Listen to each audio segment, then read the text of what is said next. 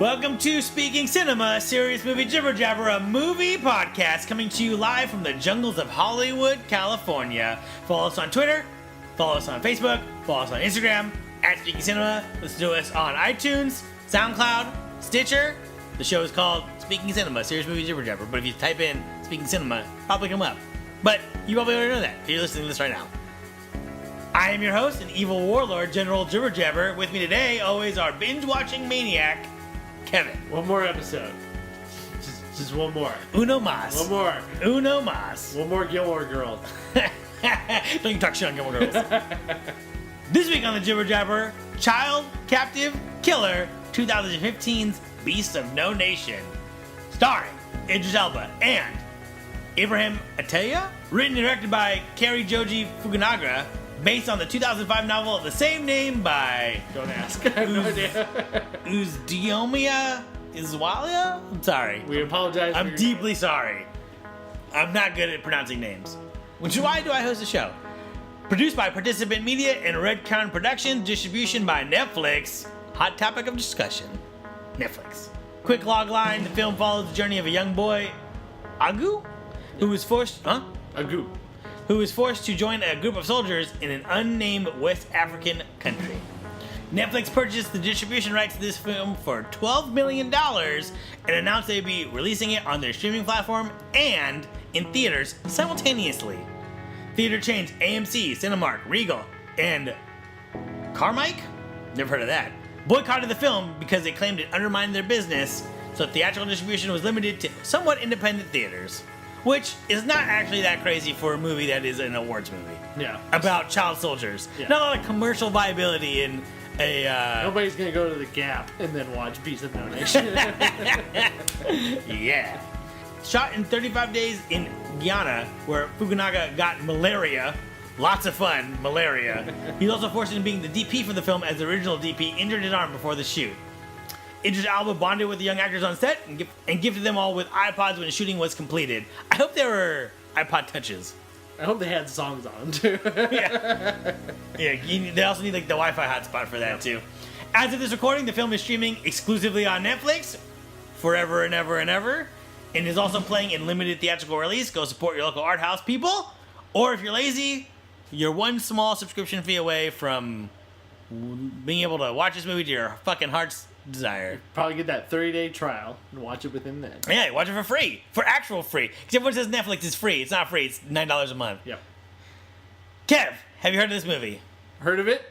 Was interested in it as soon as Netflix announced it. Have not watched it yet, though. Samesies. I think that child soldier stuff is an interesting plot line that people have not really explored.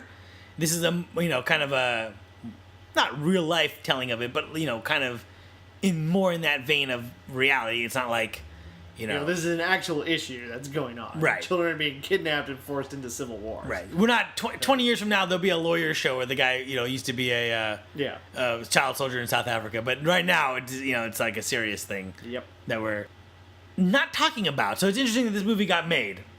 Speaking of that, let's talk about Netflix getting this, putting this movie out there. Participant Media produced it. They're a company very interesting. We can get into them in a later episode. But they're very interesting is that they make movies that have a social awareness. So they made that movie with, like, the guy from The Office that was about, like, fracking. Oh, Promised Land? Yeah. Yeah, with Matt Damon and John Krasinski. Right. They made a movie with The Rock that was about, like, a guy's kid gets killed or gets put away for murder and stuff. So they make these social activism kind of movies, which is a very interesting business idea. Isn't that like Steven Soderbergh or somebody owns that company? Who is it? Find out. Pause. You're thinking of Jeffrey Skoll, the first president of eBay. So he got rich off the eBay money, that sweet eBay money. I can see how you could mix up Jeffrey Skoll and... He wasn't in Ocean's 11? No, he wasn't. No. Yeah. Not that Jeffrey Skoll. He wasn't the French guy dancing through lasers? To my knowledge, he was not. All right. But that's only to my knowledge. Netflix has become the new bastion for harboring creative talent and shows it's not afraid of spending money for a quality product. Beast is their first attempt at a prestige picture, and they are submitting it for Oscar contention. What do you think about Netflix and the new frontier business model? Ambitious too fast? Are they paving a new way? What do you think? I'm curious to see. They're spending a lot of money, Right. which, I'm not in charge of Netflix, so. You're not. But I mean, if you want me to be, I will be. So yeah, the financial stake doesn't mean as much to me, but they are investing a lot in very creative talent, very ambitious projects, and people are talking about it. People love House of Cards. People love Orange is the New Black. Just had With Bob and David come out this recent weekend, which is bringing back the seminal sketch comedy Mr. Show for 4 episodes. They're really putting their money where their mouth is and getting the really talented people to do stuff. And it's, I appreciate that ambition. It's, let the creative people do their thing and the viewers will come eventually, if it's a good product. And instead of them trying to fit a square peg in a round hole, they're actually letting these guys breathe and be creative and make what they want. And they're just providing the capital for it. They care more about, well, I don't want to say they care more about, but they're more about generating the talk and the buzz about it as opposed to trying to fit it into, like, focus group, this is what people actually like kind of thing. You know what I mean? I kind of rambled a little bit. It's all good. You're talking about they're servicing niche audiences. Yeah. So here's the thing. So Netflix is in 40 million countries. Sorry. Netflix is in 40 countries and has 70 million subscribers. 69. $8 a month. 8 times 69 million is 480 million? Something along those lines, yep. So $480 million a month they're making? $552 million. A month. Yeah. So when you make $500 million a month, every month, for 12 years a month, and I'm sure it's not $8 everywhere, and I'm sure it's, there's some months where they have more and less. But let's just... They got people like me who get the disc, too, so right. They get a little extra scratch from me. Right, but then there's more operating costs from that. But Right. It all evens out. So let's just call it that for now, for sake of argument. So really, they're not spending... If you spend $5 million to make a couple episodes of a show, are you really spending that much money? But they have a lot in their future investments. Sure. I mean, House of Cards was very expensive.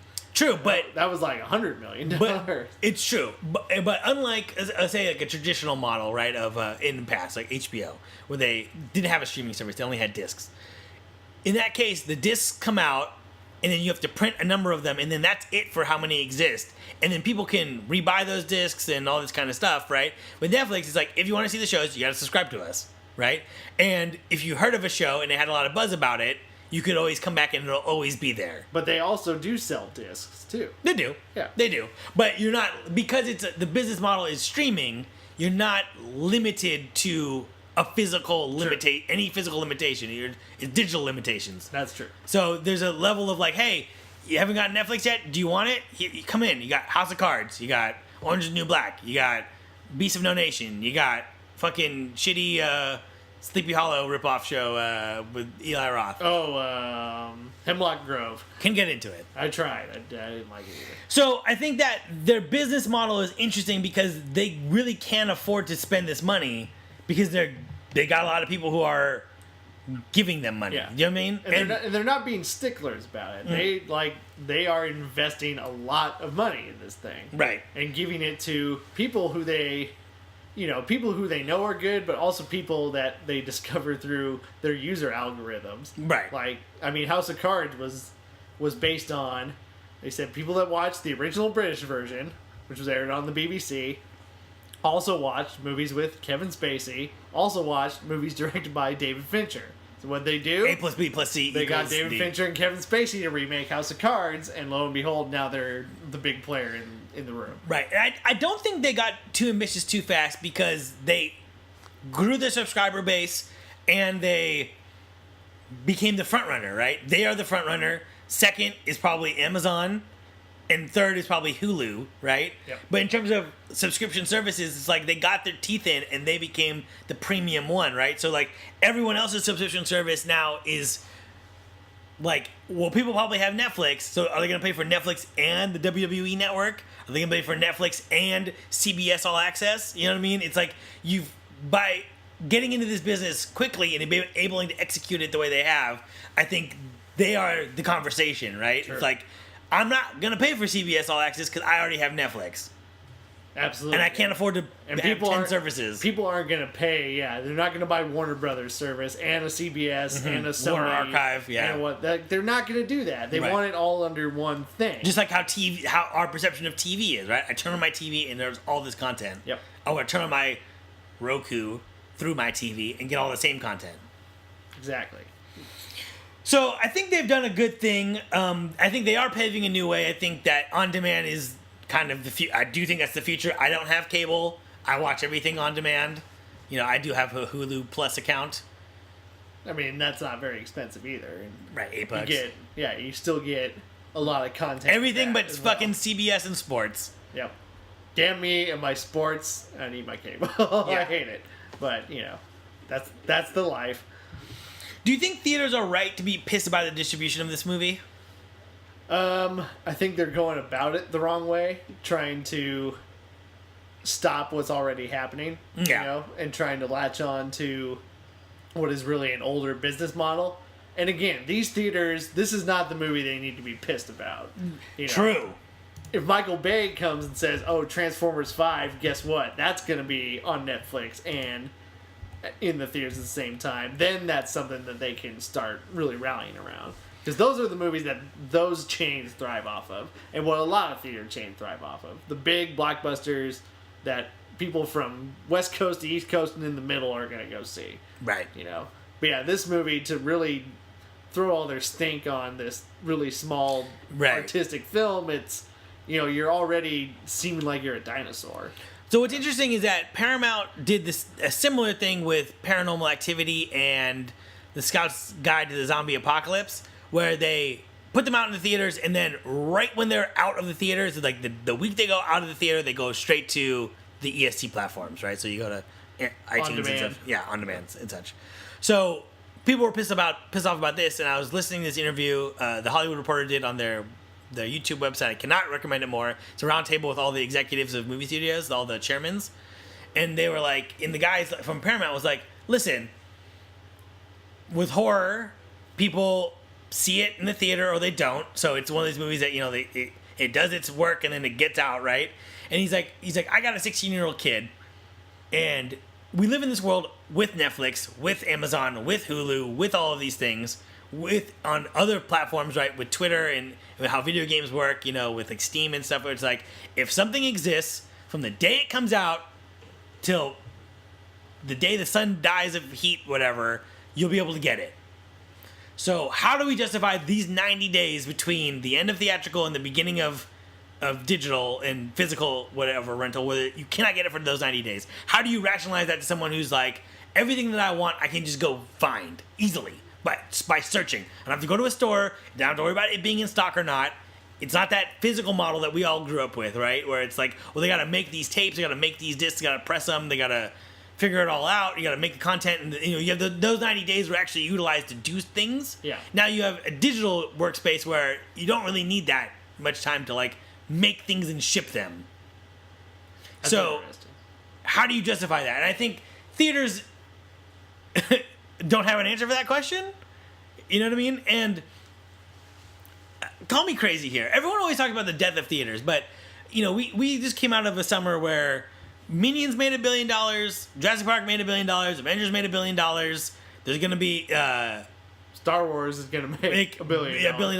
Multi-billion. So, I mean, and I know those are the extreme examples, but we do live in a time where people still go to fucking movies. Movies make a lot of money when they open. A lot of screens I go to are sold out. Right. Jurassic World. Right. Martian. Like, week 5 I'm of seeing- The Martian. And I'm- AMC was just stacked. Right. I'm seeing Star Wars at 8 in the morning on the Saturday it comes out, because that is the only screening where I could get tickets. So it's like, maybe it's our LA bias. Exactly. We do live in a town where people go to the movies and see a lot, and there's a lot of options. Right. Haven't been to a movie in a small town in a while. I mean, I was in San Antonio, but that was in Alamo Drafthouse. Yeah. Great theater chain, by the way. It is. And that's another thing. So it's like, one, movie theaters make money. Not all movie. Also, there's also this idea that like every movie should be a hit. And it's like, that is a crazy notion. Yep. Not everything's gonna be a hit, right? And a lot of movies get dumped. Like people say, like Jim and the Holograms, right? Like that movie made $5 million his opening weekend. It's like the worst opening weekend of any movie opening on 3,000 screens, right? But there was no promotion for that movie. Yeah, not one billboard ad, not one advertisement on TV, no podcast ads, no radio ads, nothing. I didn't see anything for that fucking movie. So it's like, you know, that to me smells like a contractual thing. Like, we promised you we'd do this, and we're gonna technically do it. We're gonna ship all these prints to all these fucking places, or digital files, but we're not gonna promote it. We're not gonna waste our money promoting it. You know what I mean? So it's like, I feel like the theater industry, it's like this, the sky is always falling, but it's like, you look at it and it's like, you guys are making a fuck ton of money. Yep. So I don't understand that at all. Again, it's just it's the pursuit of always wanting more money, right? Or thinking, yeah, Bridge of Spies, yeah, that's gonna make $100 million. Guess what? Not really. And to continue my fucking rant, if you're a movie theater chain, we live in LA and we are blessed to have a nice movie theater chain. It's called the ArcLight. There's the Alamo Draft House, which is coming to LA and is around the world, mostly in the Southwest, and I think in like the Northeast. Yeah, I think there's a few. Yeah. So that's a nice movie theater chain too. But for everyone else, what the fuck do I get from you, right? Like, is the movie going experience good theatrically? And anyone who's listening to this, in any kind of power in the movie industry, if the answer that you're gonna say to my question is yes, you're fucking wrong. Because the movie theater experience sucks. Theaters are dirty. Theaters are expensive. The food is shitty. The food is expensive. The food, if you're interested in your body in any way, if you're conscious of what you put in, there's nothing to get at the movie theater other than like maybe dibs if you're spoiling yourself and a bottle of water. Yep. You know what I mean? So it's like, how do you take popcorn, which is like a no calorie snack, and you fucking make it like 16 double cheeseburgers worth of fucking fat? You know what I mean? So you show a million commercials before a movie. Right. You show a million trailers. 8 hours of trailers before a movie.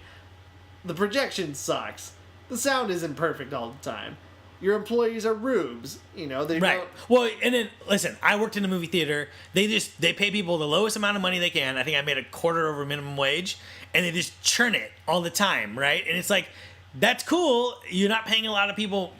Overhead is low, but you're not having people who understand things. No one understands that the third popcorn machine back there, you know, it doesn't squirt the fucking liquid in the fucking oil into the pan. So you gotta, know to put the oil in a cup and then dump it in there. So you're gonna burn the, you know what I'm saying? Like, and then you got long lines. You got, it's just like the movie theater experience has not really evolved since the 80s when the multiplex was invented. You know what I mean? You're getting assigned seats now, which I think is helping, but in terms of the experience of like food, of staffing and all that, it's not where it needs to be to compete with staying at home in my apartment or my house where I can just watch it on my big TV that has good enough sound for me and good enough picture for me. What are you doing to get me out here? And I think to further go down this fucking rant, I think 3D when 3D became a thing, I think that was Hollywood's next attempt to create something like a CinemaScope, like widescreen to make the experience different. And the theater chain, not the studios, the theater chains fucked it up by making it more expensive, not supporting it correctly. People complaining about dirty glasses. They had the glasses with the battery in it. It's like, what if the battery dies in the middle of the movie, you fucking idiots? You know what I mean? Go with the... You know what I'm saying? Like, you gotta... Buddy Holly glasses. You go with the Buddy Holly glasses, no battery, nothing to fuck with. Is it clean? You're good to go. Also, those batteries, from my time at the movie theater, those ones you put into a dishwasher, like, kind of contraption, it looked like a dishwasher. Really? So it cleaned them with, like, hot water and soap. You know how the fucking glasses with the batteries get cleaned? With wipes. Like... Wow. Like a moist towelette. Yeah. Also, you know what happens when those towelettes are out? You know what fucking happens when those towelettes are out. They get put in the washing machine. They don't get put or wiped on a shirt. Or just don't even get cleaned. Allegedly. So, I'm just saying, theaters, do they have the right to be mad about this? Maybe they do, maybe they don't. Are they doing anything to combat it? No. Not to my knowledge. Yeah, it's evolve or die. Yeah. It always will be that. And until you give us a better experience, it's kind of what the NFL is going through right now. Tickets are like $170 to go watch the Chargers versus the Jaguars play the Chargers to like 2-win teams. It's like, Why? and $170 gets you like a shitty end zone seat. If you want anything halfway decent, you're coughing up $200, and then your beer is $20 or whatever the fuck it is. And it's like the experience at home is better overall. Than going to the theater. Not Going to accommodating the stadium. in any sense of the word. I have to like spend a small fortune to just go to one of these things. So it's, you know, what are you going to do? Right, and also it's like yeah. So it's that if I'm gonna go out, you have to make that experience worth going out for. No matter if it's a music venue, no matter if it's a theater, no matter if it's a stadium, you know what I mean? Like, you gotta, if you want my time, it's like all businesses are about getting between the customer and his money, right? And if you do it correctly, everyone goes away feeling good.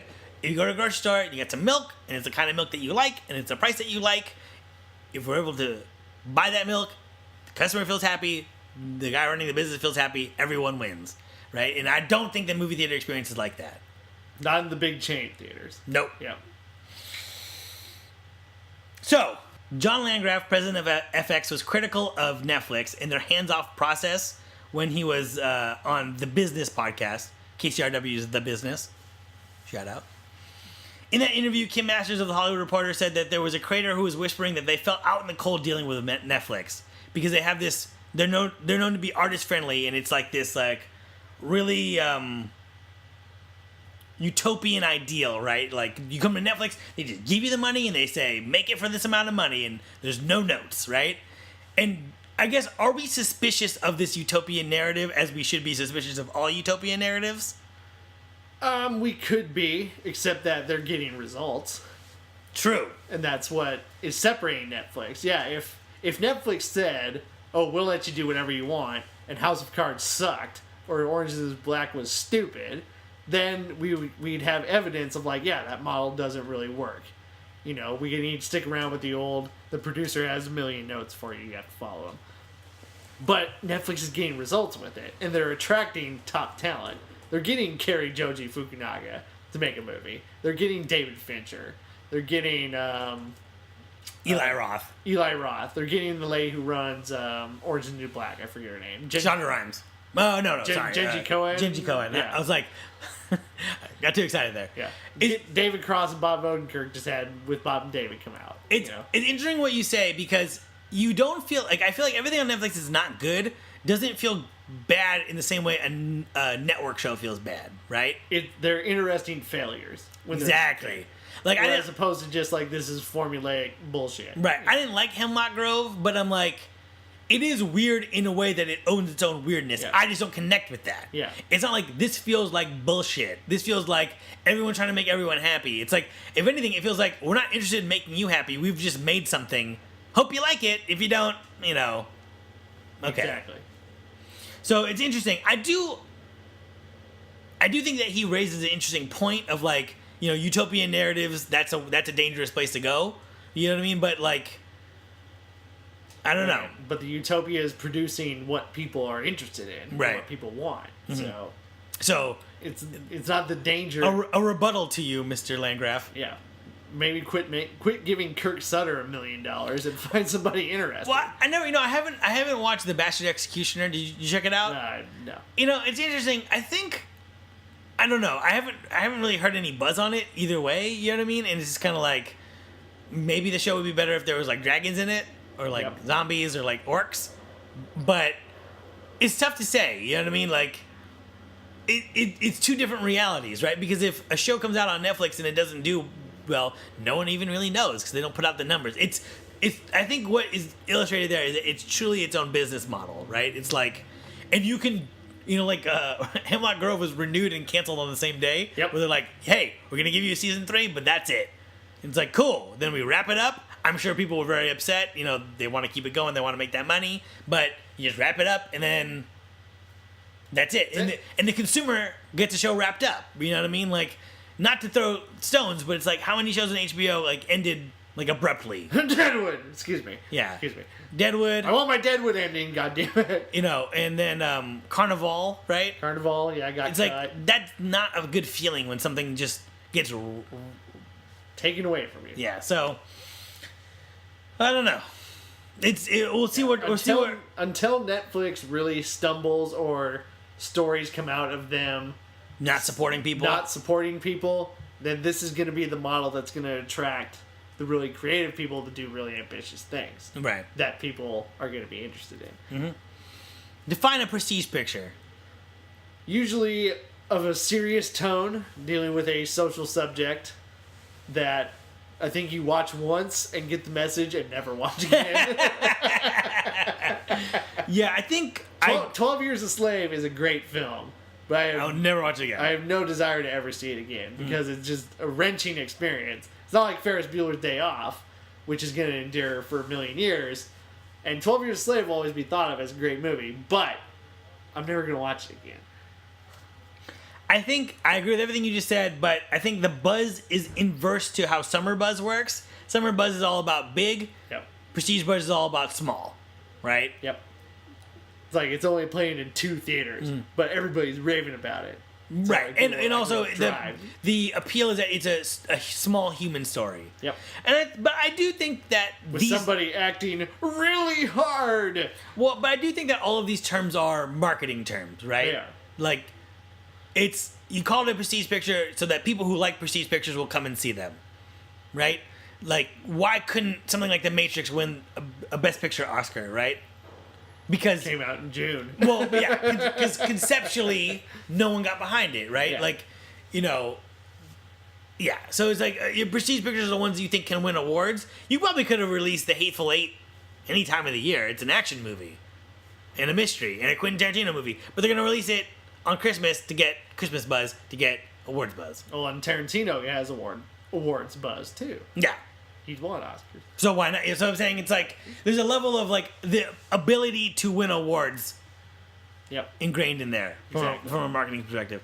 Are you familiar with Cary Fukunaga? Yes. Very interesting director.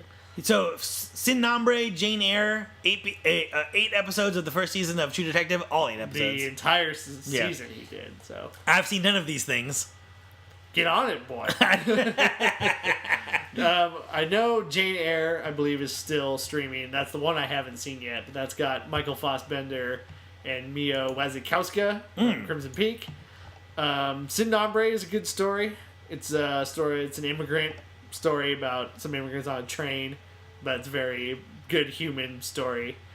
And that first season of True Detective, solid. Just a great Southern Gothic noir. And he got to do all 8 episodes. So that's the continuity of vision in that first season is really something that you don't see on TV. I will check it out. Worth it. Worth it. Let's get into rapid fire here. Netflix and Africa edition. No right or wrong answer. Tell me what you think. Hippos v. rhinos. Hippos. I'm gonna have to go with hippos too. Tiger or lions? Lions. Tigers. Timon or Pumbaa? Pumbaa. Pumbaa. I loved Pumbaa. You know, he's Timon's a little. he's the real anchor of the Timon's group. a little haughty. The Sphinx or the pyramids? Pyramids. I'll go Sphinx. I love the picture of Louis Armstrong playing trumpet to his wife on the Sphinx. It's a great picture. But the pyramids, look what slavery can do. Terrible. Terrible. Binge watch or spread it out? Depends on the show. House of Cards, I was just like, oh, here we go. I gotta watch the next episode because you hooked me. But I just recently finished Aziz Ansari's Master of None. And that was a show I felt was fine watching an episode every couple days. So Yeah, I think I like binging it because I just want that story. But the real takeaway is I want to be able to watch it when I want to watch it. So if I want to watch I watched American Horror Story season 2. I watched half the season one day, and then I got to a point where I was like, no, I can't fucking watch the show anymore. And I watched the next half the next day, and I could choose myself. Yep. House of Cards, British or Netflix version? I like the American version, but if the British guy could be in Kevin Spacey's place. Because the guy in the British version is much more... He's playful in a very sinister way. Whereas Kevin Spacey is much more just sinister being sinister. But the guy in the British version, I can't remember his name, but he's just this unsettling playfulness that he has in it. So it's cool. Interesting. What canceled show, and I'm going to say canceled show or a show that they should just create that you want to see Netflix do? I mean, as much as I want Deadwood back, it won't come back. It's gone. Deadwood's dead. I have to think about it. Well, they're already doing the Gilmore Girls, so you can't pick that one. Damn it! They're already doing the Gilmore Girls. I'm going to say they need to do pro wrestling. And we'll talk about pro wrestling when we get to the wrestler episode, and I will rant through that whole thing. But Netflix would be perfect for pro wrestling. I think so, too. PWG. PWG. PWG. PWG. Anything comes to mind? You want to see Firefly come back? What do you want? I never got into Firefly. Interesting. So I'd like to see... You should.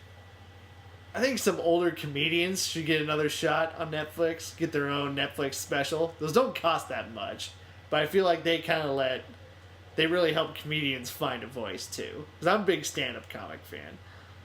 And they really just give them a platform that they wouldn't necessarily So like get. a stand-up show or like a stand-up thing? If they can do a show like Aziz Ansari's show, that's cool. But even just a stand-up special. You want like a premium blend where everyone comes up and does like 5 minutes. Yeah, just do that. So, Okay. A little comedy review. Interesting. The comedy review with Kevin. Yeah. Call us, guys. I'll do it. What This Movie, Africa Edition. Here we go. Do you like it? Do you love it? Have you seen it? Do you want to see it? Hotel Rwanda. Don't want to see it. Haven't seen it, don't want to see it. Don Cheadle, don't like him. Oh, really? Don't like Don Cheadle, except in Boogie Nights. Not even in his War Machine? He was okay. You think the other guy better? No, Terrence Howard sucks. Last King of Scotland. Good performance, bad movie. I just wanted, this is like the dark side of a prestige movie where it comes out, it has a bunch of hype, and then later no one cares. Yep, it was all Forrest Whitaker, and without him, it would have been laughed out off the screen. Battle of Algiers. Never seen it. Great classic French film. Very good. Lawrence of Arabia. Haven't seen it, want to see it. Absolutely can't say enough great words about Lawrence of Arabia. It's great. It's a great film. District 9. Good, but not as good as when I saw it. I feel like it's kind of burned out its usefulness. Because I saw it when it first came out, and I loved the fuck out of it. I loved it when it came out. But you don't think it holds up? I feel like it didn't hold up when I watched it subsequent times. Lord of War. Good film. Is it? I liked it. Nicolas Cage? Yeah. All Nick right. Cage he's quite subtle in that movie. That is the craziest thing I've ever heard.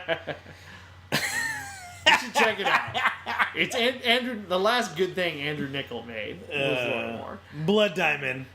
Never saw it. Was not interested. When Leonardo DiCaprio goes, in America it's bling bling, but here it's bling bang. I was like, you completely lost me. Terrible. You and Leo weren't talking for a while? Casablanca. Hate it. Really? Don't like that movie. Interesting. Don't like it. Wow. Don't like it. I've not seen it, but I need to see it. Don't It's on my list. It's on my list of shame. The Lion King.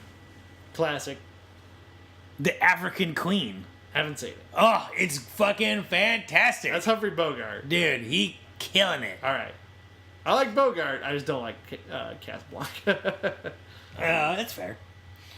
The Gods Must Be Crazy. That's a fun movie. I saw that movie when I was a kid, and I was like way too young to see it, and I was like, I hate this. Like, I hate it. This is very silly. You know what I mean?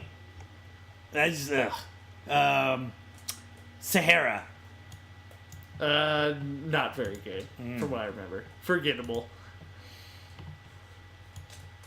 Black Hawk Down. Great. Great. Great war movie. I saw that when I was in a very anti-war. I feel like it's a very pro-war movie. No, it's not pro-war. No. I've never seen a pro-war movie come out of Hollywood. Except maybe Patton. Wouldn't you argue that? No, I guess nobody wins at the end of that movie. I guess it's A lot of people die, and he says, "Hey, it's Monday. You can start all over again." That movie does not promote war. Speaking of a movie that does promote war, guerrilla war, Congo. Oh man, terrible. So bad. You know, Literally guerrilla warfare. I think I watched it. I gave up on it. It was one of the reasons I'm like, life's bad. too short. You know what I mean? That movie does make you question what you're doing with your life. We're gonna wrap it up here with a couple hot picks. Tremors 5. Do you want to see it? It's Tremors. I gotta watch it. Ernest Goes to Africa. Terrible. I love throwing the Ernest movies in there. And we'll just end here. Chappie? I did not see it. Was not. I did see The Antwoord live at Festival Supreme, who are in Chappie, the South African crazy rap duo. They are psycho live, and they're amazing. How are they psycho live? They dress weird. They like take off their clothes, and the bass is so loud it like shakes your bones. And their songs are just crazy, and the visuals are crazy, and they're a lot of fun. Interesting. So, check them out. Interesting. The Antwoord. Here we go. Here we go. Beast of No Nation.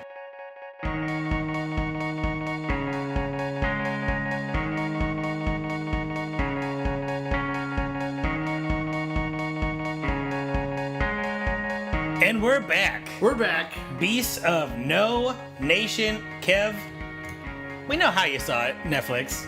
The only way to see it. Yeah, it'd be very difficult to see it any other way. Yes. So you saw it on Netflix. When did you watch it? November 17th. And as of this recording, this is December 13th. So I watched it today.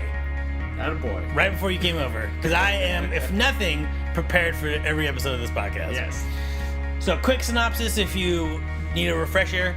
There's a kid, Agu. He lives in a unnamed African country.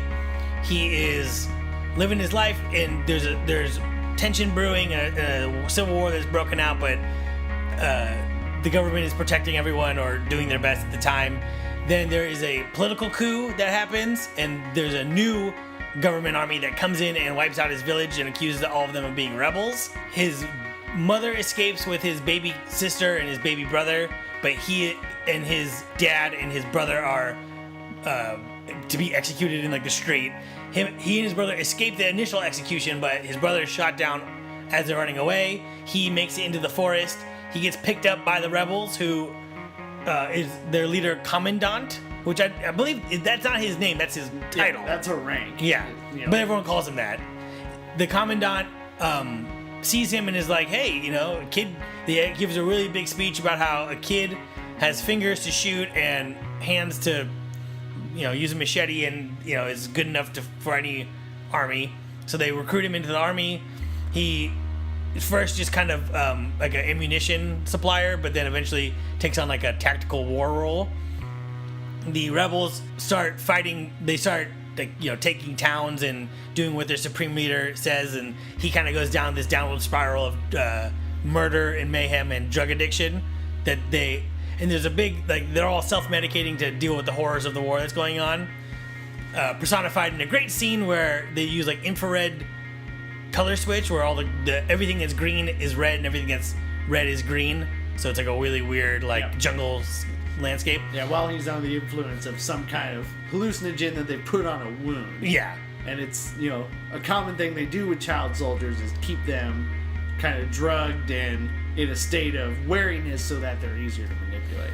So time goes on. He keeps going into that downward spiral. The Commandant falls out of favor with the general, and is going to be demoted. He takes his army and basically runs away. And so they're fighting, like, you know, two armies and the UN at this point, and they try to hide in a gold mine and get the gold that's supposed to be there, but they can't find it. The army ends up kind of disbanding and surrendering to the UN forces. Agu is given mercy because he's just a child, so they send him to like a place to be rehabilitated, or a bunch of the kids, they're struggling with, you know, the horror of war and drug addiction, and some of them run back to go fight more, but he stays, and the movie ends with him initially being very antisocial and not wanting to hang out with anyone, and then eventually joining them playing in the ocean.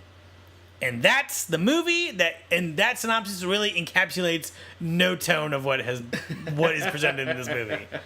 That was not a heavy synopsis at all, and this is a very heavy film. Before we get into the film, really quick, what do you know about child soldiers? Like, are you familiar with this concept? Are you?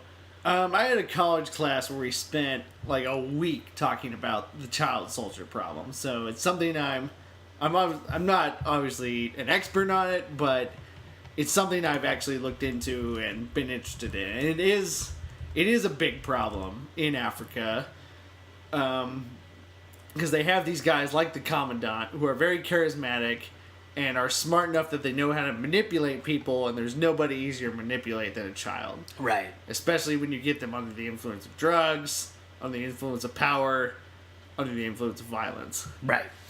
I read a book back in college called A Long Way Gone, Memoirs of a Boy Soldier by Ishmael Bia. I believe that's how you say his name.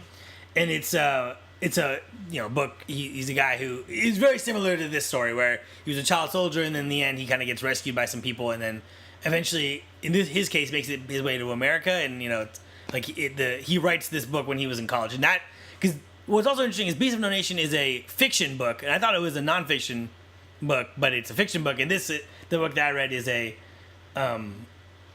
true account. And I think this book, when I was watching this movie, I was like, this book really informs me about like where this movie is going, because I kind of know that, like, because I think if you didn't know anything about this, you would think that there's no hope for these kids. They're only gonna die, right? And the movie, to jump into train the movie, as he descends further into like the horrors of war, he really starts losing faith in everything. He stops praying to God, he stops talking to God, he stops caring what God thinks of him, which is like the big through line, because all of his family are dead or missing. And then so he talks about like I want this to blot out the sun so the whole world's in darkness so no one can see what we do. So he starts going really deep into hopelessness. But I kind of assumed that they were going to take it the same place that this book gets taken, which is where the movie goes. What did you see that coming? Not to jump to the end here, but did you see the arc of the story? I mean, I couldn't say to me that says the movie's predictable, and I don't think it is. Yeah. But yeah, I didn't really see that arc coming in a way. I kind of just got swept up in the story and was really not thinking ahead, just stuck in the moment, Right. And I think, to your point, I didn't think it was predictable, but this was the framework that I assumed my only framework to have. This movie could have ended with the kid getting killed, right? Because I mean, at a certain point in the movie, you're like, he keeps saying over and over again, "This will end with my death." Yeah. Like, there's fighting in this war, and then there's your death. And that's the only hope. And then eventually, people start dying more and more, and they start losing. So it's like, yeah, the movie is not predictable. I just was like, this is the only version of the story that I know, Gotcha. And it just happened to follow it somewhat similarly. Yeah. It gets to the point where it almost seems, and again, we're going to jump to the end here, Agu almost seems disappointed that he gets saved. Don't you think? Maybe a little bit. That he almost wants to die. Let's come back to that. Let's work our way through story, because I think I could answer that question right now, but I have a feeling that we're going to talk about it and then my thoughts are going to change. So let's get there. First things first, I was sort of dreading this movie because the subject matter, right? The premise, child soldiers, that's heavy. You know what I mean? And this is not a movie, spoiler alert, that's softened by child soldiers fighting an alien invasion or zombies or some, you know what I mean? It's based on the reality of what's going on in Africa, what's been going on for a while there, and it's not shying away from the horrors of it. I think it's not an exploitation movie, and it's not like overly gory for the sake of gore or overly vicious for the sake of viciousness. It's appropriately vicious and appropriately gory when required, and it does, I think, hold back. You know what I mean? There's definitely scenes that feel terrible in the moment. Like there's a scene where they're raiding this town and they find a mother and daughter hiding in a wardrobe, and it's this really long shot. And Agu he's under the influence of like drugs, maybe heroin or whatever, and he thinks it's his mother, but it's not. And he thinks it's his mom, and then he figures out it's not, and he calls her a witch, and he walks away. And then you see that they're stomping the little girl to death, and it's a terrible visual because you see her like contorted face, and then you pan up and you see a boy and his body looks like he's stomping her, but you never see her physical body getting stomped, right? So they spare you that, but you're still living through this idea that this child is being being booted to death. And then that's, throughout cinema, that's almost always worse in terms of, because your mind fills in the blanks. Right. Instead of them just showing you this visceral thing, they give you enough, and then you know what's happening, and then your mind kind of goes to the darkest place. Right. But this is a movie that, I mean, if you are, and I don't want to use the word sensitive in a negative way, but if you are sensitive to like the idea of children being murdered and doing bad things, right? Don't watch this fucking movie. And if you are, I don't think there's anything wrong with it. I think the movie is exploring how utterly depraved this whole situation is, but that exploration is not for everybody because it's just Yeah, it is heavy. Now, I feel like a lot of films they've flirted with the idea of there being child soldiers, but have never explored it to this extent. Mm-hmm. Something like Lord of War with Nicolas Cage, where it hints or kind of says, "Oh, these guns are getting in the hands of children." Or maybe you see a kid like cleaning it or moving it or something, and it's like, oh, implication. Yeah. This kid's that's that kid's gun. But this is like they give him a gun, he cleans it, and then he fucking shoots a girl in the head with it. You know what I mean? Like, it's you know what I mean? Like, it's really going there. As far as I know, I've never seen a movie go this deep into the life of a child soldier. Off the top, I'm sure something exists, but off the top of my head, no. You know what I mean? Yep. Yeah. Off the top of my head, I don't think so. And I think things that explore this more, to my knowledge, would be something that's kind of more like on the exploitation side of things, not necessarily like this, which is a more quote-unquote Oscar movie. We'll get to that in a minute. But to start at the beginning of the movie, the opening of this movie, the first act, is funny. Mm-hmm. It starts off as a funny movie. And if there's a version of this movie that the second act break is they come to America or something, and it's a comedy. Because the beginning of the movie is they have a hollowed out TV, and they're taking it to the imagination TV. So the kids stand behind it, and they show it to an adult, and he looks through it, and they act out something. So they'll be like, Kung Fu movie, and they're all fighting, and then he'll switch the dial, and he's like, oh, now it's a telenovela, and then they'll say, oh, you're not pretty enough for me. And I'm like, damn, this shit's funny. Yep. And it shows you, and it establishes these are smart kids with a sense of humor that are aware of themselves. They're not just these completely lost children. Mm-hmm. You know? It's like they actually have a culture, they actually have a life. Right. And it shows you just how powerful this child soldier movement can be. They're not preying on these completely hopeless kids. Mm-hmm. You know, Agu's dad is a teacher. Right. He's an English teacher. And I think that's kind of an interesting theme too, in that he's teaching them English, and then the language kind of breaks down as they become child soldiers. They use a lot of vulgar language, and they use a lot of very simple base language, and not a full vocabulary in a way. So it's getting a little ahead of where we're going. But right. It shows you that they're smart, aware children. Mm-hmm. So second act, the army comes, and people are fighting in the streets, and this movie after that point is no longer funny. No. But I will say it's very evocative, especially visually, and the movie, while exploring the theme of hopelessness, is never hopeless in a way to me as the audience member, and I think because I was wrapped up in it, I think you were too. Yeah. It definitely wraps you up and takes you on the journey, so you're never sitting there kind of in woe of like the situation. Like there's a mini series called Pillars of the Earth. Have you ever seen this? Yeah, I've heard of it, never seen it. That to me is like there's so many bad things happen, and the villains get away with so much terrible shit in the way that it's presented, that it's like, even at the end of the movie, you're just like, you know what? It doesn't even matter. The bad guy got fucking hung. It doesn't even matter. Spoilers for Pillars of the Earth. It doesn't even matter, right? In this, I mean, people do literally the most deplorable things that human beings can do, right? Rape, murder, pillage, terrorize. Put a grenade in somebody's mouth, right? and just walk away. And it goes to real dark, deep places. But the way that the visual language of the movie is, you're always with the kid. You know what I mean? And he's always trying to move forward. So it's like, I feel like the movie never gets frustratingly like, you know what, well, fuck it, and then now he's fucked. You know what I mean? You're always hoping that he'll escape somehow. Yeah. You're always hoping that this is not the end of his story. And I think that is a powerful thing, and probably the highest compliment I could give for a movie like this, where it's like a movie about overwhelming negative subject matter is not hopeless and shitty. You know what I mean? Yeah. I never saw Precious, but when I heard the premise of Precious, that's why I'm like, I can't watch this fucking movie. Just an oppressively negative film. Yeah, you know what I mean? And not that that doesn't warrant it being created and people enjoying it and people getting something out of it. I'm sure people did. It was a talked about movie at the time it came out. But Oprah did, and that's all you need. Well, yeah. It is.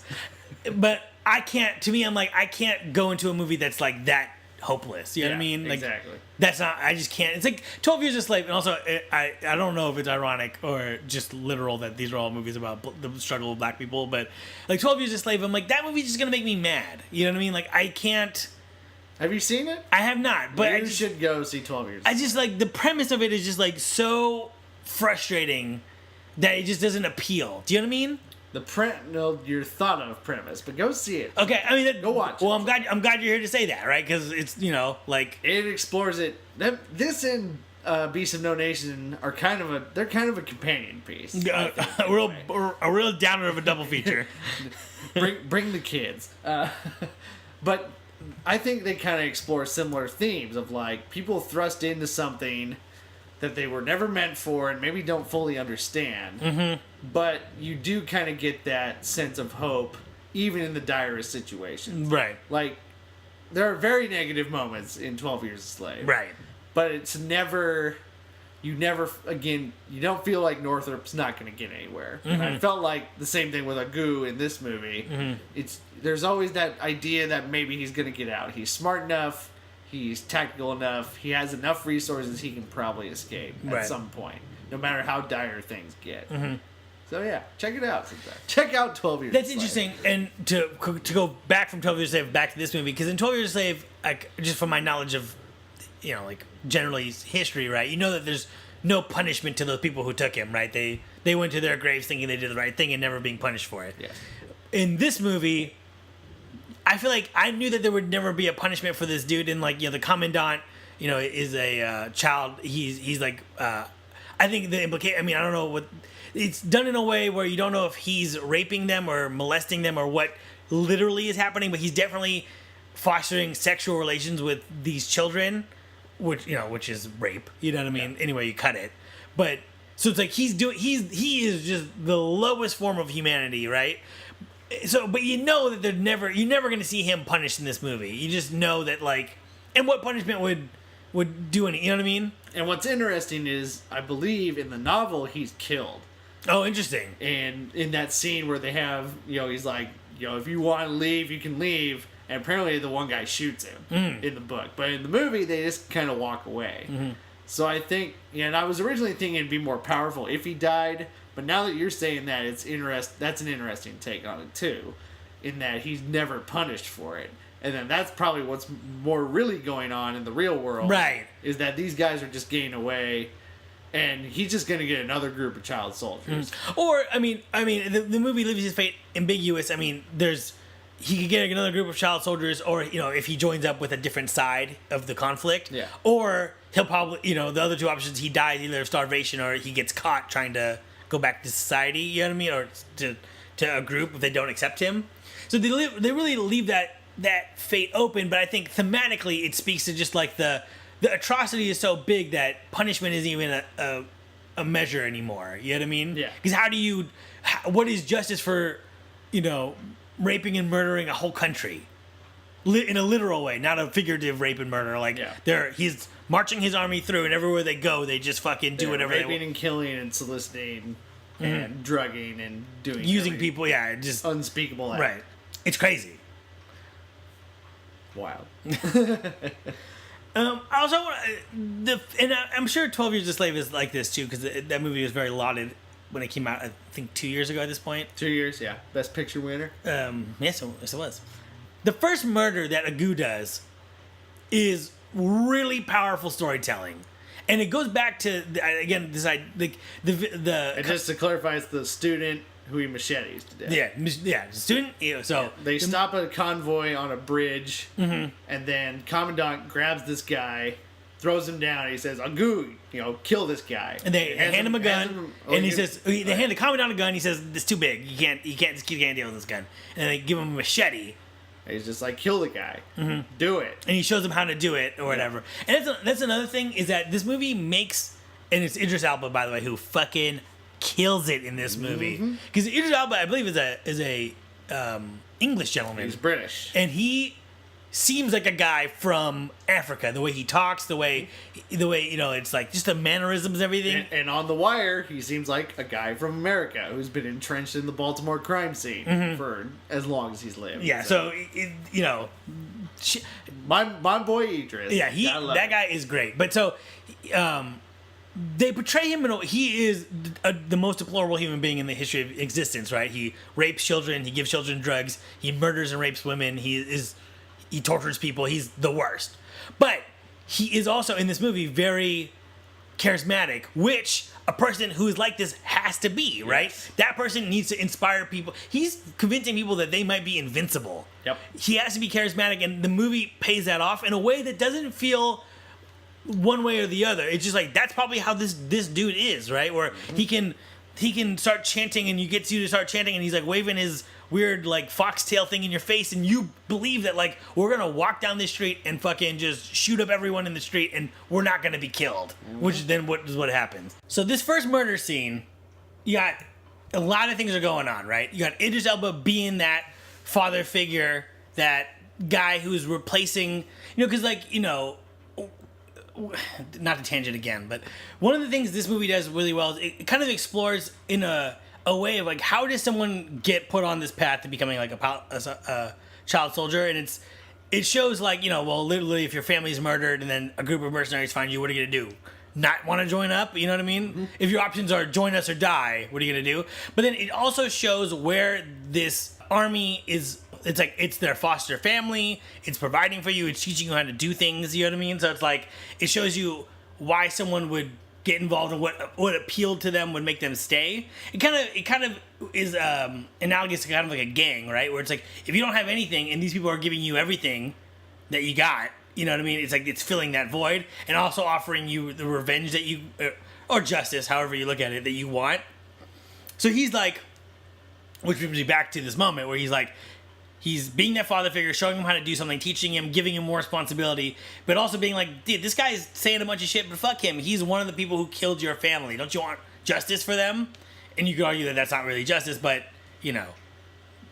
he's also a bad person. So. Exactly. And so he's showing him how to do it. The dude's freaking the fuck out, right? Because he's gonna die. So right now in the scene, you have like these different things happening. There's how horrific this moment is being played for truth, right? Like, this guy doesn't want to die, he's begging for his life. The father figure guy is like trying to teach the kid. The kid has a decision to make, and ultimately he does it, right? And he whacks the dude in the head with a machete. And then when he hits him, all of the sound goes out, right? And everyone that you hear is like very muted. And it speaks to his personal numbness. And it's like a really quiet moment where we're acknowledging that like we're going down that path to hell. Him and his friend, keep hitting him with the machetes over and over again. And it's gruesome and the blood's going everywhere, but we don't see the corpse that's being defiled or whatever. We just see the blood coming up, right? Yep. And then all of the sound comes back, and then the kid pukes. So it's like so he has that moment of numbness where he kills the first person, and then his humanity comes back to him in that moment, and then he pukes, and it's like, yeah, it is horrible, and he's having a hard time dealing with it, but it puts us on that path down. So now we know every time he kills again, it's going to become easier to do. And then in the next battle, he shoots his gun, he gets a gun, and he shoots it, but he doesn't necessarily, see him like hit anyone, and then eventually we see him just, being a soldier, shooting people, with no care. With no care, right?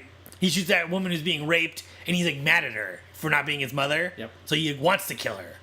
And he's under the influence of drugs. Right. Yeah. But I mean, it's that brilliant sound design in that scene of, again, always putting us in the head of a goo, and it's definitely from his perspective. Yeah. And something else that I found interesting, when he hits the guy with the machete, his head doesn't just split in half. It kind of just makes a wound, and the human head's hard. Yeah, and they talk about that. And a kid's not going to be able to swing a machete through it. And so it's a realistic depiction of violence. It's not, he's not slicing the guy's head in half, and it's not just blood and guts everywhere. Much more realistic depiction of what that act would be. Mm-hmm. Which, again, plays in the movie's strengths of not being exploitative. And visually arresting, right? And so entertaining in that it's visually arresting, but also emotionally sickening, which plays to like the values that we all have as people where we think violence is bad. So it's a very interesting dynamic where it's like the scene is enjoyable as a construction in a movie, while at the same time acknowledging that if this was happening in real life, it would be terrible. Yep. Which is a thin line to walk, you know what I mean? Like, it's hard to be both. Is there anything else you want to get into specifically before we get into Q&A? I don't think we can get into Q&A here. Did you find that the child performances were believable? I did. It didn't feel like they were really straining to either be too adult or really just looked like they told the kids, okay, just say these lines, which is how I feel most child actors are. They really do feel like they're playing characters and are aware of the subject matter. Right. I think so. I thought the performances were great all around from all the kids. I agree, and I don't think there's ever a moment in this movie where you're like, "This is a movie," right? Or that you feel like the people who are making a movie are like, kind of having that moment where it's like, "Well, but this is a movie, so fuck it." You know what I mean? Like, in Hollywood movies, I think there's times where something will be overly simplified. A scene, perhaps, where it's like, well, if Superman blows a bunch of air into the boom tube, then the hydrogen builds up. We could track it with a satellite, right? It's like that scene is, hey, it's a movie. He's gonna blow some air. Fucking just come on. Yeah. There's never that scene in this movie. This movie is never. It never feels like they're on a set. It feels like all these places are real. It feels like all of these guns are shooting. I mean, there's like maybe when there's bullet holes in the wall, that seems like a little CG. You know what I mean? But there's never a moment that's like when the guy's head gets split off. It looks like his head split and there's white bone underneath. It doesn't look like a makeup effect. You know what I mean? Yeah. And I think that the child acting plays in that. It's also harder because they're doing it in a different language and a kind of a different English dialect than what we're used to. So it's hard. It's easier, I think. I mean, we have no idea if like that's how people in Africa really talk or not. You know what I mean? For our knowledge, maybe watching the Olympics, you see like guys from Africa. It's like, oh, yeah, that sounds like that. You know what I mean? We don't have that intense knowledge of that. You know what I mean? Mm-hmm. And like all the mannerisms that they do and all the little slangs they do, like, it all feels real. It all totally felt real. Yeah, it doesn't feel very tacked on. Kind of like Forrest Whitaker in Last King of Scotland. I never saw that movie, but getting to Forrest Whitaker, Last King of Scotland, what do you because you were talking about off mic, guys, that Idris Elba in the difference between his performance versus Forrest Whitaker's. What do you guys say about that? Forrest Whitaker feels very showy and very Oscar baity. And it worked. He won an Oscar for it. Mm-hmm. But Idris Elba definitely feels more like an actual character. He's playing kind of the same character. Like you say, he has to be charismatic, but he is a piece of shit. Mm-hmm. But you can see why somebody would follow him. Yes. And that's a tough line to toe. Mm-hmm. I feel like Forrest Whitaker, I think he's a fine actor. But in that role, he's so over the top. And he's so goofy. Mm-hmm. That you don't take him seriously as a threat or as somebody that anybody would take seriously. Right. I didn't see that movie, so I'm not judging it. But there's definitely big moments in that movie, and those are the ones that, like, on the award show, they'll show the clip. Yeah. He's like, you have to convince me. You have to convince me. It's like these very big moments. And I think Idris Elba, I don't know if he's going to win anything for this movie or not, but, like, the scene where they are going to take a bridge into town, and the initial wave of troops has kind of gotten defeated, and they're going to go around the other way, and they're, like, just watching from a vantage point. And, like, they're being shot at, but no one's moving.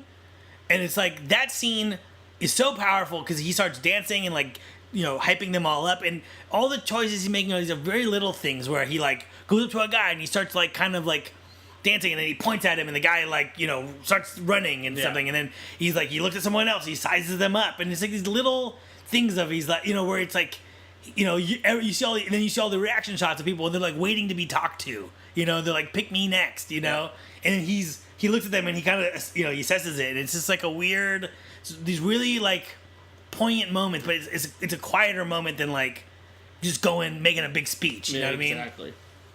No, it's just a testament to how brilliant Idris Elba is. Mm-hmm. Okay, they refer to a character named Tripod in this movie.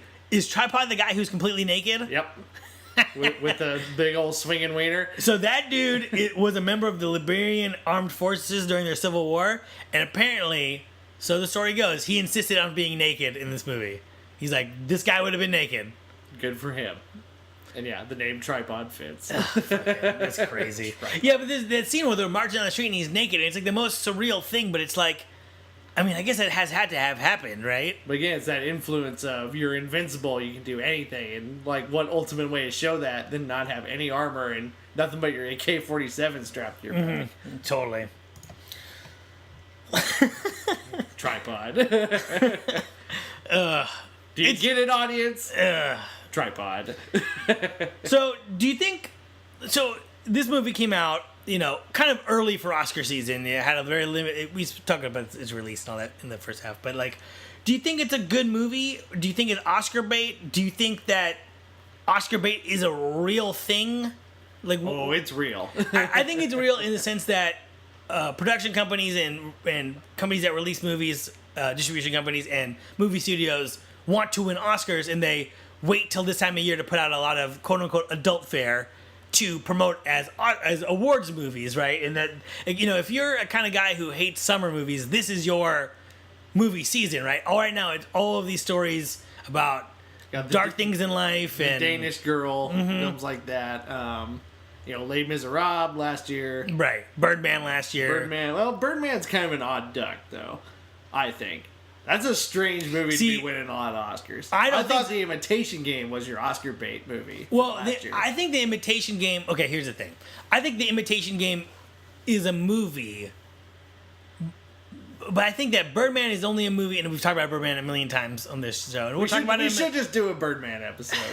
Fine. I begrudgingly will agree to that. But Birdman is a movie that is like, I feel like, is an Oscar bait movie in the sense that it will appeal to the old man yelling at a cloud demographic that is the Oscars. The Oscar, this is not a political statement, but factually is a older, whiter male demographic who... White males 60 and above is right. like the majority of the Academy. Right, and they like Oscar-y style movies, and they don't like blockbuster-y style movies, and that movie is a Oscar-y style movie that is making fun of and decrying the blockbusters, right? So to me, that is Oscar bait, where you're like, and I think that the movie is genuine. I think that Inarritu really feels that way, and that was his real thoughts on the whole situation.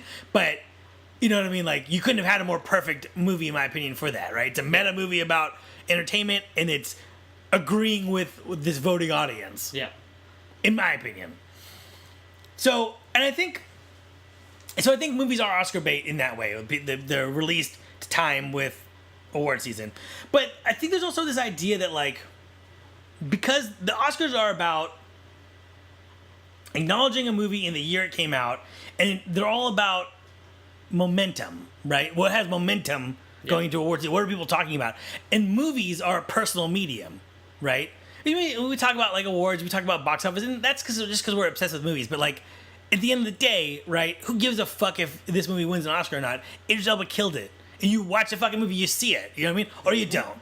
And no award can take that away or give it to it. You know what I mean? Exactly. Only you could give that to it or take it away from that. Mm-hmm. So like, people look at the Oscars as this predictive thing of like future importance, and when things don't match up to that, and listen, and that's happened many times over the years. And I think you and me would say, like, you know, is The Artist was a movie that really moved people the year it came out. Everyone was talking about that movie. Will that movie be important in 50 years? I don't know. Nope, it hasn't been important in 5 years. Nobody's talking about it. Right. So, but does that matter to the? Because I feel like people are like, well, a movie has to be good forever to win an Oscar, and it's like, but that's not what it's measuring. It's measuring what movies are good this year. Exactly. It's measuring what they liked that year, and whoever had the most billboards on Sunset Boulevard. And you know? They're going up, guys. And Venice. Boy, they're on Venice a lot. My hood. So I just think that this movie, I don't think is Oscar bait. I don't know if this movie's going to win awards. I don't think there's a tremendous amount of buzz about it in the Oscar sense. You know what I mean? I think it's important because it's Netflix's first like original production that they're gonna try to get awards for. But like, I don't know. What do you think?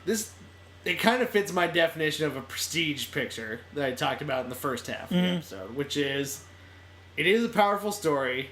It's not necessarily the easiest story, but it does have something to say, and I'll probably never watch it again, is the thing, because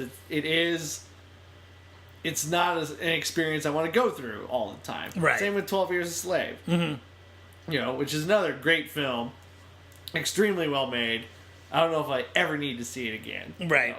And for some people, that doesn't make for the best movie. It's the one you want to watch over and over and experience over and over again. Mm-hmm. So it's that fine line. And I do think this is, under that definition, it's a prestige picture. I don't think they're really fishing for Oscars on it, though. They really did want to make a genuine movie and a genuine story. Right. Because if they were fishing for Oscars, Aguz would have been breaking down in tears and screaming at the sky in his final speech and not delivering it very plainly to his school counselor. Right, you know? right. Idris Elba would have been way more over the top than he is. And now, like you were saying, that scene where he's sizing guys up just with his eyes, you know, that would have been way more over the top.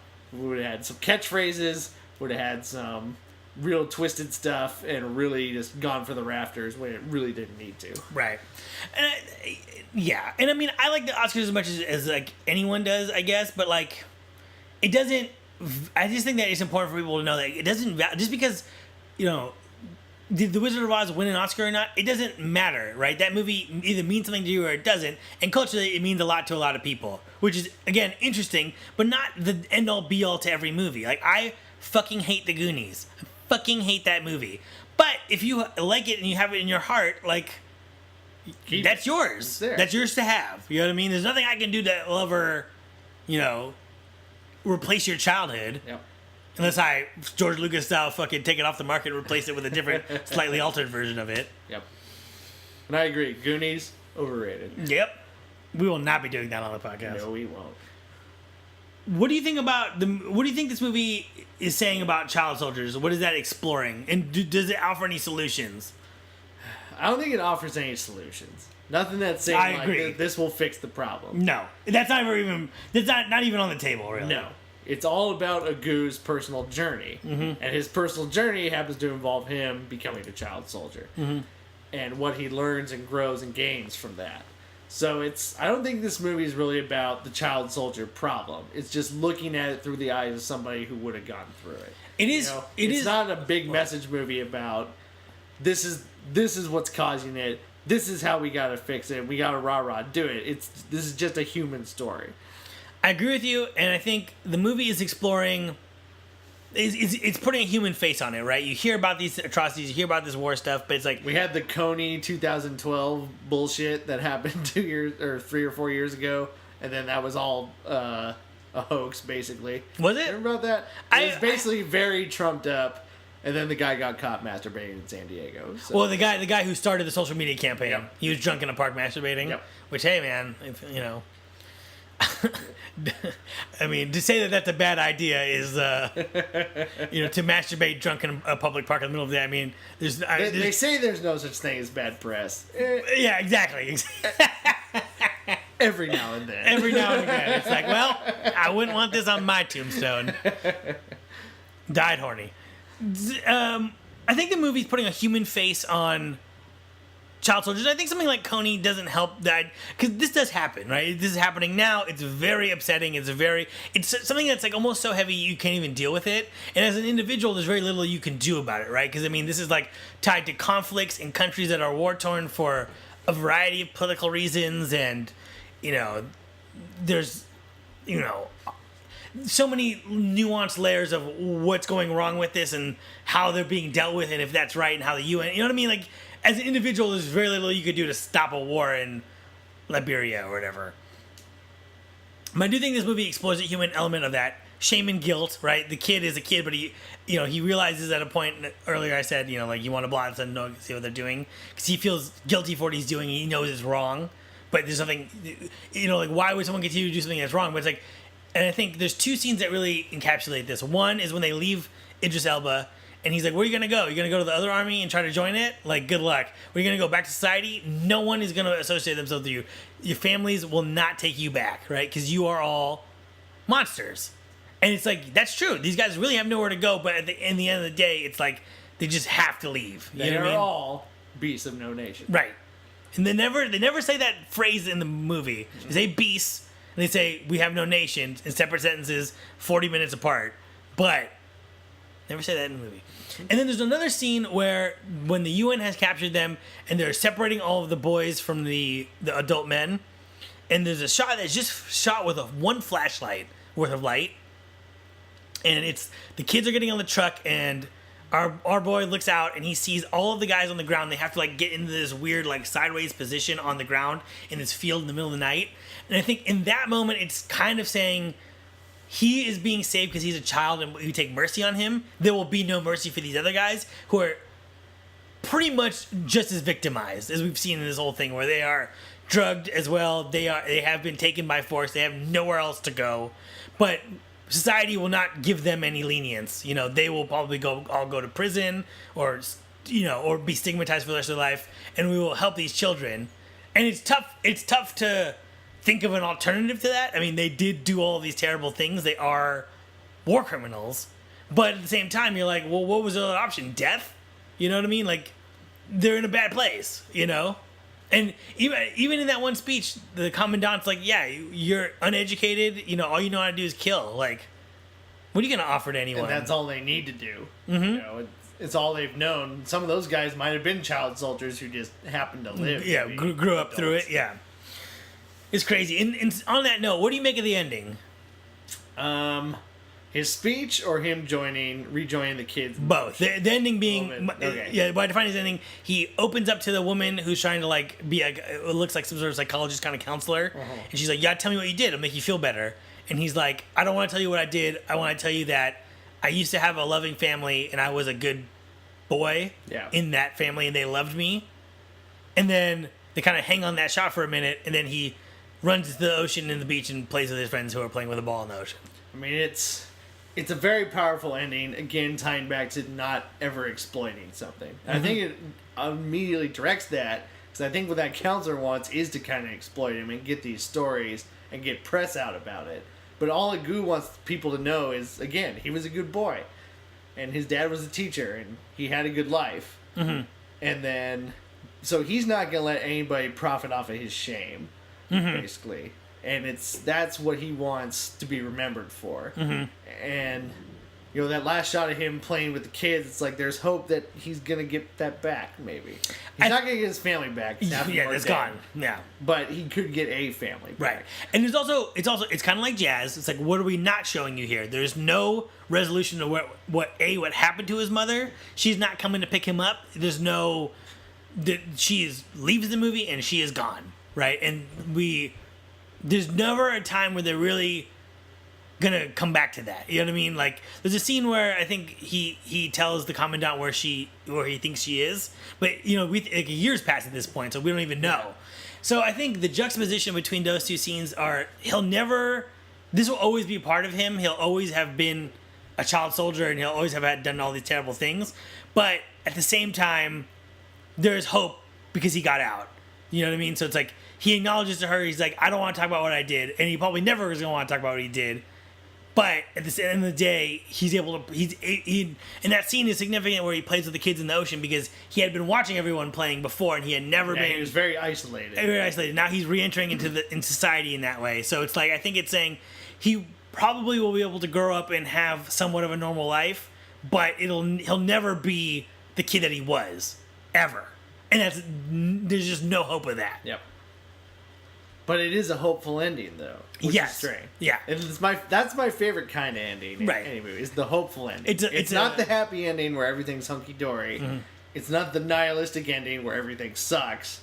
It's the key lime ending where it's sweet with a little bit of sour. Exactly. Enough sour where you're like, oh, sour. Not like, oh, fucking, this is so sour. The sour is acknowledged, but we know the sweet can overcome. There's that movie Those are the toughest endings to pull off. Right. There's that movie with Jon Favreau and Cameron Diaz where they try to like rob, like a hooker dies and. Oh, Very Bad Things. Yes. I think it's what it is. That's a sweet tart ending where it's like, this is sour and there's sugar in this, but this is just sour, right? This is a key lime pie ending where it's like, you got enough hope to make you enjoy it, with just enough to know that, like, you know, it ain't chocolate cake. I think the ultimate in that ending is Fargo. Have you seen Fargo? Yeah. I think Fargo has the ultimate hopeful ending, where Marge has seen all this tragedy and all this violence over nothing, and she still goes home to Norm, and there's still this very happy couple, and they're gonna have a child. And they say 6 more, or was it 2 more weeks or 3 more weeks? Something like that. Something like that, and like that. Those endings are very tough to pull off.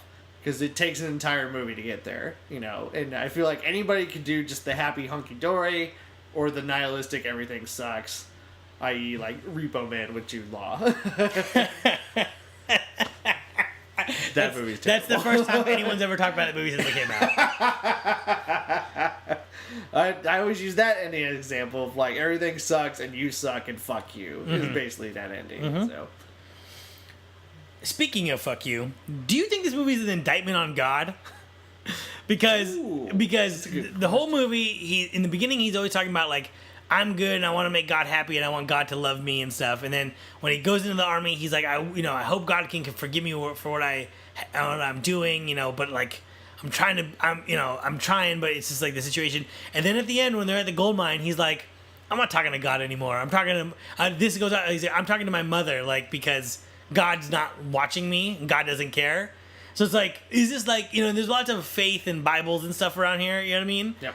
Like, I don't know. What do you think about that? I mean, as the resident atheist in this group, Mm-hmm. I think it presents a lot of godlike figures in the movie. God himself, Idris Elba as a type of god. I think maybe his family is sort of godlike because he's always revering them. But I think just the horrors of life whittle him down so much that he says there's no way that there's any kind of higher power that could actually make this happen. Right. And he sure as hell isn't going to fix it. Right. Because nobody's fixed anything but myself. Mm-hmm. It's kind of like in The Gray, Yeah. I like all these little movie tangents we're tying into this one. Well, this is the hopeless movie banter because I just think that they have in this movie they have a view of God that I think is very common, especially in America, right? Where it's like when the soldiers come to the town, the dad's like, whatever happens, like just know that God is testing us, right? So there's this idea that God is testing you, but then that makes sense in the context of like a suburban life where like your life is good and like things are good, you have it good. But like, this is probably the worst thing. What happened to this kid is probably the worst thing that can happen to anyone. He is raped, he is made into a murderer, he's made into a drug addict, all while being a child, right? It's like, if there's a more than this, I don't have the imagination for it. So it's like, what if your view of God is God will test you and if you pass the test, then he'll reward you, right? This does not fit into that paradigm. No. So you can see how someone can lose their faith if their view of God is supposed to be like, God's your buddy, but your buddy's kind of like a dick who tests you sometimes. Mm-hmm. This doesn't make sense in that context at all. You know what I mean? It makes sense for a vengeful God. It makes sense for uncaring God. But for caring God who's interested in whether or not you've learned anything, you know what I mean? It's like, how much more punishment can someone take? And why would they be subjected to this much punishment? And what are you getting out of it? Yeah. You know what I mean? Yeah, it's that. And again, if you go through an experience like that and actually live a real world, you'll see that there's not somebody out there who's just going to swoop in and help you out. Mm-hmm. It's you or it's nothing, right. Really. Mm-hmm. So, because when you're especially in people in those war-torn countries, right, who have no other resources or very few resources, then, and like you were saying, it's a very suburban view of like bad things happen to test us in order to be good. Mm-hmm. It's like, what if there's never a good thing in your life? Mm-hmm. What if your whole life is this perceived bad thing, or every single day of your life? It's also kind of a male, and again, not to make this a weird feminist rant, but it's kind of also a male view of the world because it's like, as two dudes, we don't walk around fearing like a sexual assault or something, right? We don't have that mindfulness that like, say, a woman would have to have walking around the streets at night. You know what I mean? You know what I'm saying? Like, yeah. There's things that can happen to you that can ruin your life. You know what I mean? Like, they're out there. And it's this idea that like that's a test from God. It's like, dude, can I drop out of this fucking class then? Uh-huh. You know what I mean? I don't want to be tested in that way. Yep. It's just, that's nature, baby. Mm-hmm. Nature's out to get you. And nature don't give a fuck. Nature doesn't give a fuck. No. Off to nitpicks. Kev, you got some nitpicks? Not very many. Well, let's hear them. Pacing's a little wonky. Really? I thought it was a little wonky. And that's due to a lack of a definite through line. But maybe if I watched it again, it'd be different. Pissing on your brother? He got off light. That's all I got. Burping scene? Hella stupid. Hella stupid. All right. They're all around the table burping. It's so funny. What a great family. What? What is this? Fucking Roseanne from the 90s? They make the rent, Roseanne. Flannel shirts everywhere. This is a little personal thing, but like every time I hear a bullet zing in a movie, I'm always expecting someone just to get like a thwack right in the face. Yeah. So every time anyone like peered out at something or like ran down a street, and there's lots of this during this movie where people are not taking cover adequately, I always was like, oh my god, you know what I mean? Like, I'm just expecting someone's head to explode at any second. Yeah. I think you're supposed to feel that way. Yeah, no, I think it's intentional, but for me, it gets to be too much. It's a traumatic experience. Because this movie is full of people like marching down the street shooting RPGs and stuff. You know what I mean? That's a minute. Do you have any cool things you like to talk about? Got a couple. 1 minute of cool things. Gonna put it on the clock. Go. Yeah, Idris Elba's his speech to the kids where he's telling dick jokes. Yeah. Again, just showing like he goes to the base level humor to attract these kids. Yeah, I mean, he's killing it all the way around. All the way around. Yep. The first act is funny. We talked about that before, but just when his brother starts dancing, when he's wrapped up in the thing, and he's like, "I don't deserve this. I don't deserve to watch you dance." So good. The costume design, fantastic. On Right. all the soldiers, you could always tell who was who. Yeah, yeah. Very easy to lose track. With a lot of people with very similar haircuts and very similar, things going on. You know what I mean? It's like they figure out a way where everyone's wearing flip flops and sandals and shorts and t-shirts to make those all distinctive without being like dumb. Yeah. Some really good cinematography throughout the whole movie. There's the photo negative scene or whatever, and then the stuff was lit by like one light at night. Just really good stuff all around. Yeah, amazing because Kerry Joji Fukunaga had to take over those duties on his own. Yeah. As well as direct the movie. So, props. Commandant chilling in front of a mini fridge in the middle of the jungle. So good. I feel like that would not keep you cool. Oh no! Oh no! Very No! long No! Also, tremendous waste of electricity. Tremendous. The set pieces, I think all the individual set pieces are really visually strong, structurally strong, just strong overall. Yes. And varied. Like, dude, you don't feel like you're going through the same villages, the same stuff. Yeah, no, there's never a point where we feel like we're going back to a thing. Yeah. It's always moving forward. No set looks like the other set. All the jungle looks very unique.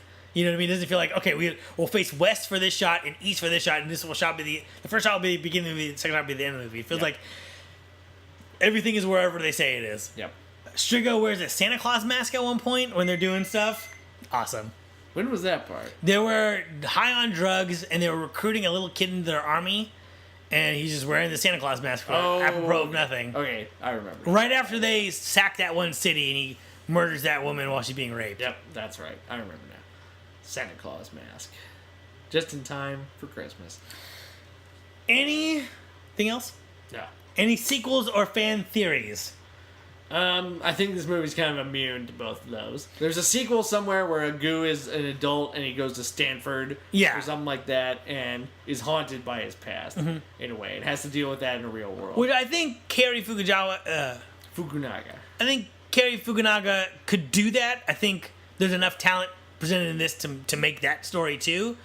Don't know if I would want to watch that movie, but I think there's a good, not even in the same world, but another movie that's about an adult in the army with child soldiers and like what that's like. Like, what's it like to corrupt a kid? You know what I mean? What's it like to rob someone of their childhood? What's it like to be, you know what I mean? Like an adult in that world. You know what I mean? True. I think that'd be a harder movie to watch. That's a harder movie to watch with a character that is much less sympathetic. Yeah, it'd be hard to follow that character for 2 hours. Right. But it'd also be interesting. It'd also be interesting to see, like, if you're fighting an army. This is not explored because it's always from the perspective of the kid. And they never fight other kids. But it's like, how would it be to shoot a kid? I mean, like, a lot of people, not to get political, but a lot of people are like, why don't we ever go into Africa and try to police Africa the way we, try to help out other countries and stuff? It's like, dude, if there's child soldiers, you can't send people in to fight child soldiers, man. That's just like, the human psyche, that's just too much. You know what I mean? Mm-hmm. So it'd be interesting to see that. You know what I mean? Like, how do these guys live with themselves? How do they justify it? Intriguing. Perhaps. But terrifying. In the end, do you like this movie and does it work?